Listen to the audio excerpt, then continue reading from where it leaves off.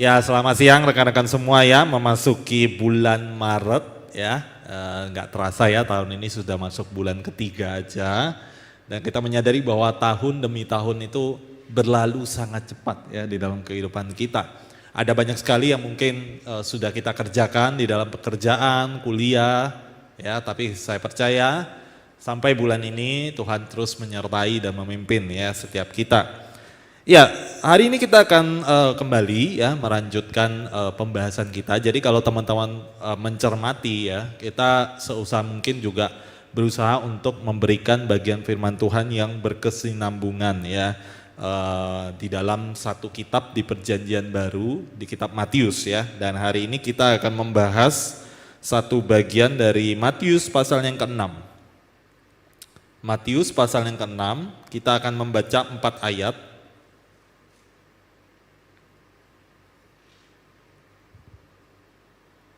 Matius pasal yang ke-6 ayat 1 sampai 4. Saya akan membacakan untuk setiap kita, teman-teman boleh melihat di Alkitab masing-masing. Dan kalau sudah selesai nanti tetap ya dilihat ya, dalam arti dipegang karena kita akan membahas bagian per bagian. LAI memberikan judul perikopnya hal memberi sedekah. Ingatlah, jangan kamu melakukan kewajiban agamamu di hadapan orang supaya dilihat mereka. Karena jika demikian, kamu tidak beroleh upah dari Bapamu yang di sorga. Jadi apabila engkau memberi sedekah, janganlah engkau mencanangkan hal itu seperti yang dilakukan orang munafik di rumah-rumah ibadat dan di lorong-lorong, supaya mereka dipuji orang. Aku berkata kepadamu, sesungguhnya mereka sudah mendapat upahnya. Tetapi jika engkau memberi sedekah, janganlah diketahui tangan kirimu apa yang diperbuat tangan kananmu. Hendaklah sedekahmu itu diberikan dengan tersembunyi, maka Bapamu yang melihat yang tersembunyi akan membalasnya kepadamu. Demikian pembacaan firman Tuhan kita. Nah, hari ini teman-teman, tema yang akan kita sama-sama renungkan adalah pure hearted giving ya. Bagaimana kita belajar memberi dengan sebuah kesadaran dan kemurnian hati ya yang tulus ya. Jadi ini berbicara tentang ketulusan kita di dalam memberi. Nah, jadi teman-teman, di dalam Matius pasal 6 sebenarnya ini adalah rangkaian khotbah di bukit.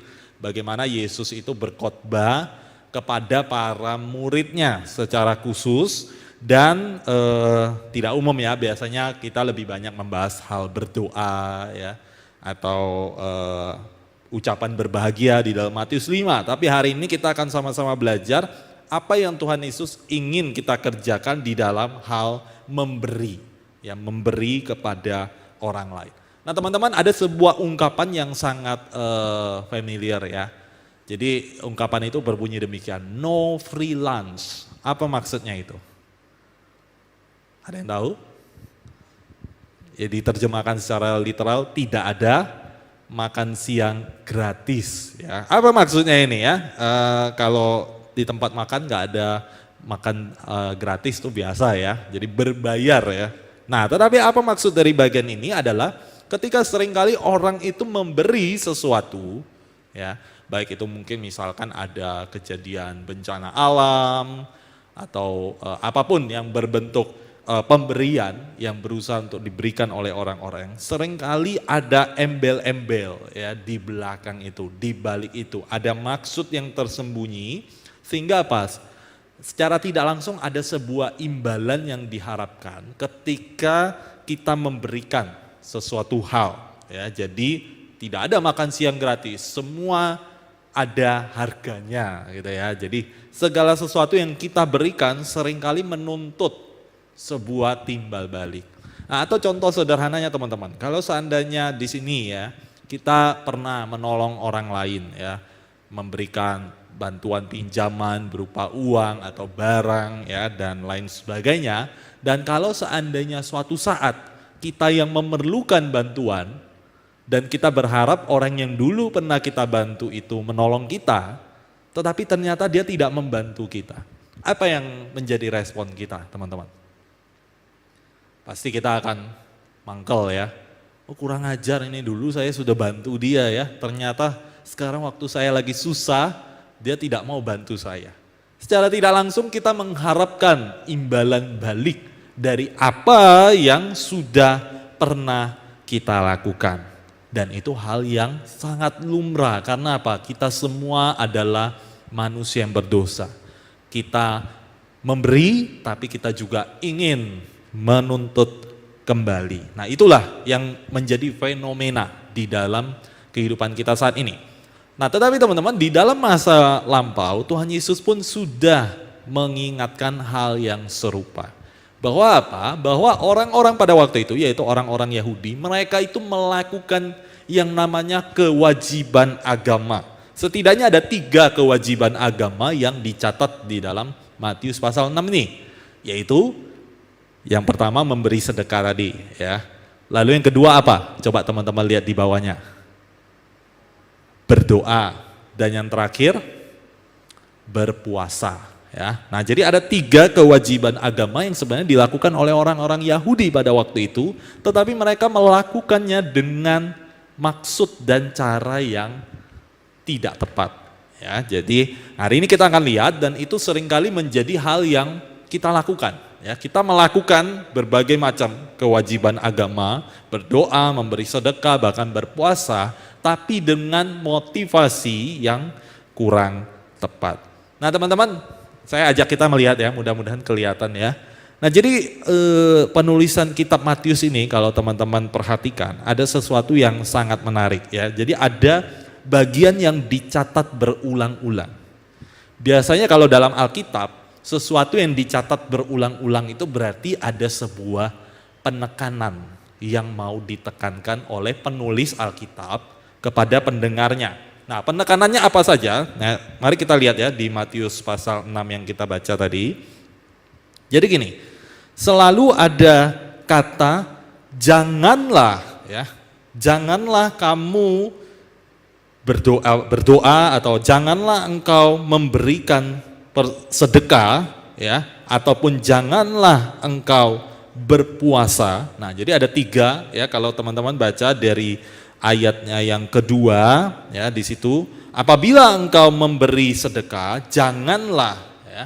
Jadi ada sebuah penekanan apabila engkau melakukan apa, lalu janganlah engkau demikian. Kalau kita lihat di ayat ke-6 juga sama, ya, ayat ke-5.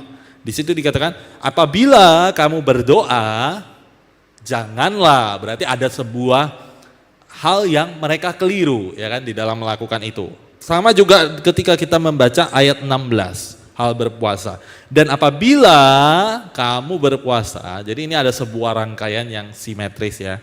Janganlah bla bla bla bla, ya. Jadi ada sebuah penekanan yang berulang kali, dan ini sebuah metode menulis, ya, yang ingin disampaikan oleh Matius kepada pembacanya, yaitu orang-orang Yahudi, bagaimana ada sebuah larangan, ya, terhadap sesuatu yang sudah mereka lakukan. Nah, tetapi selain larangan apa lagi? Kita melihat di situ ada yang diulang lagi, ya, teman-teman, ya.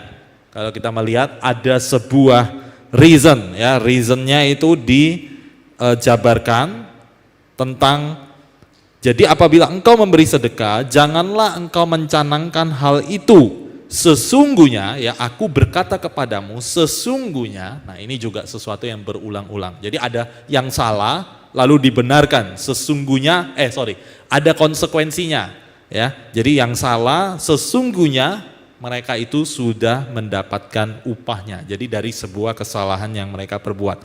Lalu ditutup dengan tetapi jika engkau memberi sedekah hendaklah sedekahmu itu. Jadi ada yang salah dibenarkan menjadi sesuatu yang ditekankan, yaitu apa yang harus dilakukan, ya. Jadi ada sebuah formula yang sangat jelas, ya, di dalam Matius pasal 6 nih. Jadi penulis bukan menulis secara sembarangan, tapi dia itu punya maksud, ya. Jadi tata bahasa yang sangat rapi yang disampaikan oleh penulis Matius. Nah, apa yang salah, ya? Jadi ada motivasi yang salah ketika mereka memberi, karena mereka menjalankan kewajiban mereka. Mari kita melihat kembali, ya, di dalam bagian memberi sedekah ini. Jadi di situ dikatakan Janganlah engkau mencanangkan hal itu, ya, seperti yang dilakukan oleh orang munafik. Nah, jadi yang salah di sini adalah bagaimana mereka itu mencanangkan hal itu seperti yang dilakukan oleh orang munafik di rumah-rumah ibadat dan di lorong-lorong. Ya, jadi kalau mereka memberi itu mereka sangat kelihatan. Ya, sehingga apa? Sehingga orang-orang memuji mereka karena apa? Mereka taat kepada ajaran agama. Tetapi teman-teman, sesungguhnya penulis Matius ini mau menggambarkan orang-orang munafik itu adalah orang-orang yang sebenarnya menipu ya orang lain dan mereka memainkan peran. Jadi hipokrit di sini itu seperti seorang aktor. Ya, bermain peran, makanya ada orang pakai topeng gitu ya. Jadi orang bermain peran yang sebenarnya bukan dari dirinya, hatinya, tapi dia memainkan satu peran, mencitrakan dirinya untuk memberi. Ya, nah di sini kita melihat disitulah yang disebut sebagai orang yang munafik. Orang yang munafik yang menipu orang lain bahkan menipu dirinya sendiri. Pernah nggak kita kayak, ini kayaknya bukan aku deh gitu ya. Ini kayaknya bukan aku deh, kok aku bisa kayak gini ya. Itu sesuatu yang kadang-kadang kita secara tidak langsung kita lakukan, tapi itu bukan sebenarnya mau kita atau diri kita yang sesungguhnya. Nah itu secara tidak langsung kita masuk di dalam yang namanya kemunafikan. Jadi motivasi yang salah adalah bagaimana ketika mereka memberi, mereka itu tidak dengan sebuah ketulusan, tetapi dengan sebuah imbalan ataupun ingin dipuji dan lain sebagainya.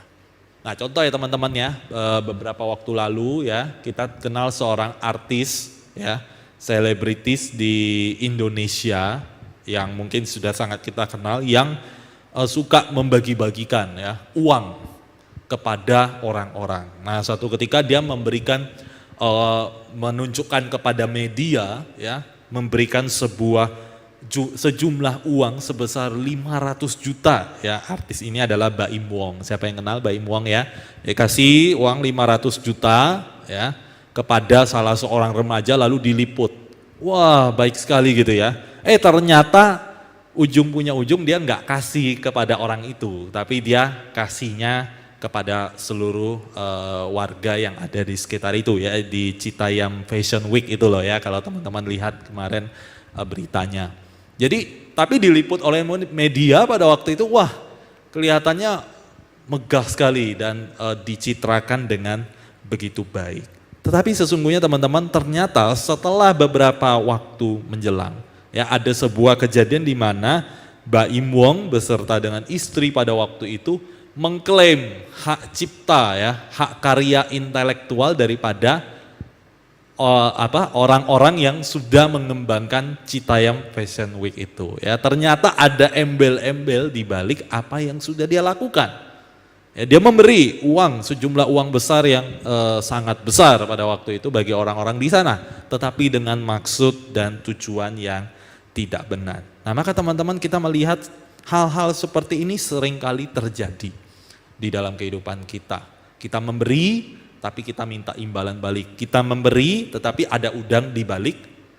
Di balik apa? Di balik tempat duduk teman-teman enggak ya? Di balik batu ya. Nah, jadi kita melihat ketika kita memberi, mari ya kita belajar dari apa yang sudah firman Tuhan sampaikan.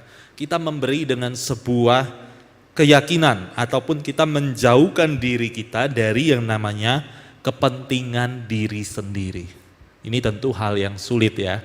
Kadang-kadang kita pingin sekali memberi itu dengan satu maksud dan tujuan tertentu ataupun dengan timbal balik. Tetapi firman Tuhan katakan, mari kita memberi ya, kalau kita mau memberi ya memberi gitu ya. Jangan ada embel-embel di balik hal itu. Nah, maka bagian yang kedua kita akan belajar bagaimana motivasi yang benar. Jadi kita udah belajar motivasi yang salah yang seringkali kita jatuh di dalam hal itu. Maka motivasi yang benar itu seperti apa? Ya teman-teman ya, ini mudah-mudahan kelihatan ya, agak kecil sedikit. Jadi penulis Alkitab itu menggambarkan yang salah itu adalah yang jatuh di dalam kemunafikan. Yang memberi tidak tulus, tidak ikhlas ya, dengan imbalan dan embel-embel tertentu. Tetapi yang genuine, yang pure, ya, sesuai dengan tema kita, yang tulus di dalam memberi itu digambarkan di dalam ayatnya yang ketiga dan seterusnya. Ya. Mari kita lihat ya, Alkitab kita. Di dalam ayat ketiga di situ dikatakan, tetapi jika engkau memberi sedekah, janganlah diketahui tangan kirimu apa yang diperbuat oleh tangan kananmu. Apa maksud dari bagian ini ya? Jadi maksudnya bukan sesuatu yang harus diumbar-umbar, tetapi lebih daripada itu ya. Dikatakan di ayat keempat, hendaklah sedekahmu itu diberikan dengan tersembunyi ya, diberikan dengan tersembunyi, maka Bapamu yang melihat yang tersembunyi akan membalasnya kepadamu. Mari kita mempelajari kata tersembunyi ini ya. Seringkali orang menafsir bagian ini ya, ada banyak sekali pendapat ya. Apa maksud dari kata tersembunyi di sini? Apa kita kasih itu diem-diem gitu ya? Nanti kalau ada persembahan gitu, enggak, saya enggak mau kasih persembahan, nanti saya kasihnya besok-besok gitu, waktu gereja kosong. Apakah seperti itu? Ya. Atau mungkin kita kasihnya itu dengan mungkin misalkan, oh enggak usah, saya enggak kasih di depan orang, nanti saya kasihnya sendiri lewat pribadi-pribadi tertentu gitu misalkan ya. Apa maksud dari bagian tersembunyi ini? Tersembunyi yang dimaksud di sini bukan sekedar kita itu ngumpet dan tidak kelihatan oleh orang-orang. Bukan ya teman-teman ya. Karena kalau hanya berdasarkan seperti itu, ya kita hidup di padang gurun sendiri, nggak ketemu orang gitu ya. Sedangkan kita ini makhluk yang bersosial. Manusia adalah makhluk yang bersosial, sehingga apa maksud dari bagian tersembunyi adalah bagaimana kita itu menyembunyikan ya, segala ego dan kepentingan kita itu. Dan mengedepankan Tuhan di dalam memberi. Nah ini hal yang sangat sulit kadang-kadang kita lakukan, karena apa? Ya kita masih berdasarkan ego, ini loh saya bisa memberi loh ya, ini loh saya punya uang loh, ini loh saya baik hati loh. Kita sering kali ingin menunjukkan, tetapi Tuhan bilang sembunyikan itu. Jangan pamer gitu ya, jangan pamer bahwa ini karena atas jasaku. Ini karena kemampuanku, ini karena baik hatinya diriku. Tetapi ketika kita memberi, mari kita melihat bagaimana kita mengucapkan syukur atas kebaikan Tuhan. Nah contoh banyak ya, banyak metode. Misalkan kalau kita mau kasih, kita biasanya sering ya lihat orang kasih nama pakai NN gitu ya. No name, mungkin itu salah satu metode ya, di mana dia mau memberi tapi tidak mau menunjukkan dirinya.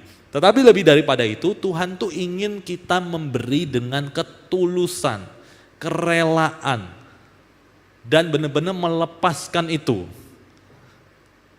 Ya, jangan sampai kita ngasih tapi ya agak setengah-setengah ditarik gitu ya, maksudnya ya ini jasaku gitu loh, bukan ya. Tapi benar-benar tulus itu memberikan tanpa memandang kembali apa yang sudah kita berikan itu, dan mengembalikan itu sebagai apa?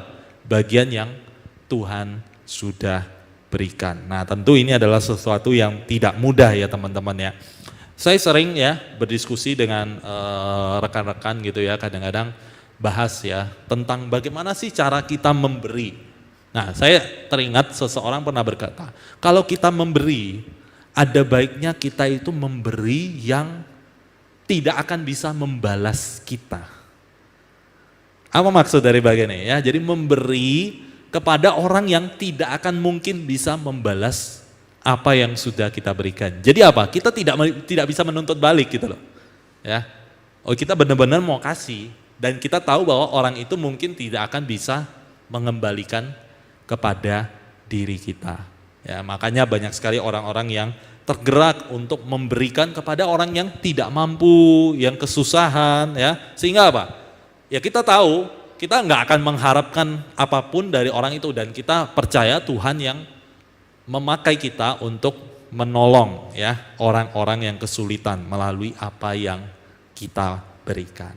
Nah teman-teman, kita bersyukur ya, banyak sekali gerakan-gerakan orang-orang yang mau memberikan, membantu orang-orang yang kesulitan. Mungkin kita selama ini sering melihat tapi kita jarang tergerak untuk melakukannya. Kita mungkin lebih senang dengan ya kehidupan saya yang sekarang, nggak perlulah ya itu urusan orang-orang yang memang mau membantu lah.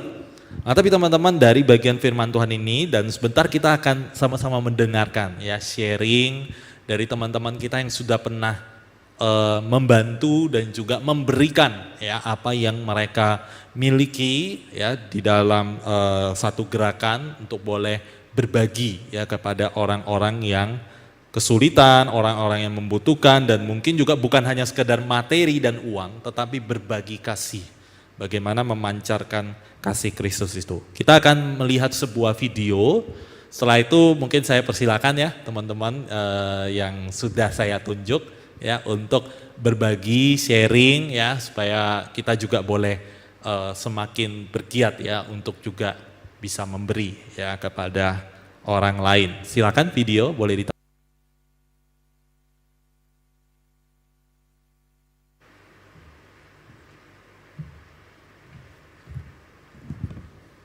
Shalom semuanya. Pertama-tama mungkin beberapa dari kalian udah ada yang kenal sama aku ya. Jadi aku sebelumnya mau perkenalan diri lagi. Namaku Yuven. Ini ada Adeline sama Anton. Jadi di sini aku mau sedikit sharing tentang aktivitasku sama teman-teman yang biasa aku lakuin tiap 1 bulan sekali.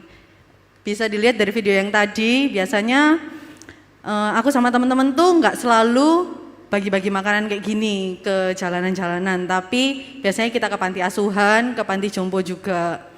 Aktivitasnya kalau ke panti asuhan dan panti jompo ya biasanya kita kebaktian biasa, terus habis itu kita ada games, ada sedikit permainan-permainan gitu, terus kebetulan ada temenku juga yang bisa penampilan sulap, jadi dia juga nampilin sulapnya sama makan bersama. Terus biasanya terakhir ada kesan-pesan dari teman-teman dari panti asuhan gitu. Pertama-tama itu kayak aku sama teman-teman ngadain kegiatan ini tuh karena memang niatnya untuk berbagi gitu. Kita itu tahu banyak di luar sana yang kehidupannya itu enggak seberuntung kita. Jadi dari kita berbagi itu kita bisa lihat, maksudnya jadi bisa bikin kita tuh semakin bersyukur gitu. Kita semakin sadar ternyata banyak ya orang-orang di luar sana yang hidupnya itu gak seberuntung kita. Jadi mereka itu bahkan kekurangan, mereka bahkan dengan hal-hal kecil tuh mereka bisa sukacita, tetap sukacita gitu loh. Jadi aku di sini kayak mau ngajarin teman-teman semua buat memberi, karena dari ketulusan hati kita, niat kita untuk memberi itu gak akan membuat kita kekurangan. Tuhan tuh juga pasti bakal menggantikan semuanya dengan segala banyak berkat, sukacita. Kan mungkin banyak dari antara kita semua kayak ngerasa hidupku ini kayak gini-gini aja ya. Aku nih kok merasanya kurang terus, tapi sebenarnya kalau kalian lihat, kalian pikirkan gitu, Tuhan itu selalu ada aja caranya buat memberkati kita. Jadi kita itu jangan sampai nggak memberkati orang lain juga, membantu orang lain, memberi. Nggak perlu nominal yang besar, tapi kalau misalkan kita punya sedikit aja, itu bisa sangat membantu mereka, bisa memberikan sukacita ke mereka juga. Nah, di sini aku ngajak Anton sama Adeline mungkin sharing juga dari kegiatan yang udah kita lakuin itu apa yang mereka dapat. Terima kasih. Halo teman-teman. Jadi gini kan, Yuven ini sebagai mereka salah satu dari tim Smile Charity yang memang secara aktif memberikan gitu. Kalau Adeline di sini sama Anton itu kita ikut ya pada saat kita memang bisa, kita lagi memang pada saat itu luang juga, akhirnya kita ikut gitu. Kalau misalnya dari teman-teman ada yang mau juga boleh sih. boleh ikut. Dan aku mau nambahin sedikit sih di sini. Mungkin memberi itu bukan hanya tentang apa yang uang kita miliki, apa yang kita lebih miliki. Memberi itu juga tentang gimana kita meluangkan waktu untuk sama-sama mereka. Terus habis gitu kita bisa tahu juga gimana sih kalau misalnya kita ngumpul sama mereka, kita bisa memberikan kebahagiaan buat mereka. Kita juga melihat di satu sisi dari yang tadi Ko Anton juga udah share tentang memberi itu bukan tentang untuk mengharapkan imbalan, mengharapkan ada yang dibales ke kita secara nggak langsung. Tapi di satu sisi juga dari pengalaman yang aku pernah ikut, di satu sisi pada saat kita memberikan itu bukan tentang kita memberikan itu oh ya udah gitu loh ngasihin gitu. Tapi lebih ke tentang gimana sih mereka itu bisa benar-benar ngerasa bersyukur, dan kita di sini pun kita ngelihatnya, kita ikutan seneng, kita ikutan bahagia gimana mereka menunjukkan rasa syukurnya mereka itu. Jadi menurutku ada kebahagiaan tersendiri yang kita juga bisa rasain, bukan dari mereka doang gitu. Iya teman-teman bener. Jadi kesempatan untuk aku ikut Smiley Charity ini baru sekali ini sih, baru ikut sekali gara-gara waktu itu tidak ada kegiatan gereja, jadi sempetin lah aku ikut sekali untuk sama acaranya Yuven ini. Tapi yang aku dapetin dari acara itu benar-benar berbeda ya dari yang lain, soalnya kita tuh benar-benar ngefokusin bukan sesuatu apa yang kita berikan, tapi kebersamaan kita waktu itu yang kita utamakan waktu itu. Ada satu waktu di mana Yuven sama teman-temannya itu buatin satu acara untuk ngisi hati gitu. Kertasnya ada tulisan hatinya. Nah di situ bener-bener kayak aku waktu itu nggak ikut, tapi aku amatin dari jauh. Nah itu tapi aku ikut kayak ada ngerasa kehangatan hati di satu grup itu. Jadi dari yang sebelumnya tidak kenal sama sekali, tapi jadi lebih kayak mengenal satu sama lain gara-gara acara yang kita buat itu. Jadi itu sih yang lebih bukan dari apa yang kita berikan, tapi apa yang kita lakukan bersama-sama itu yang rasanya lebih penting di sini gitu. Ya, jadi kayak dari kita memberi, kenapa kok kita sampai ngefoto-foto, ngevideo, ngupload? Sebenarnya bukan untuk mamerkan, memberikan apa ya, kita itu ingin kayak memberikan motivasi ke teman-teman semua.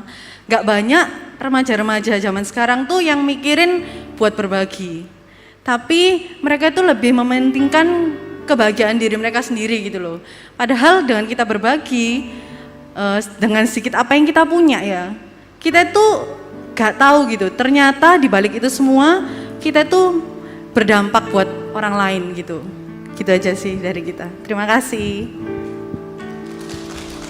Ya, kita berikan tepuk tangan ya sekali lagi ya untuk teman-teman kita yang sudah boleh berbagi, sharing ya.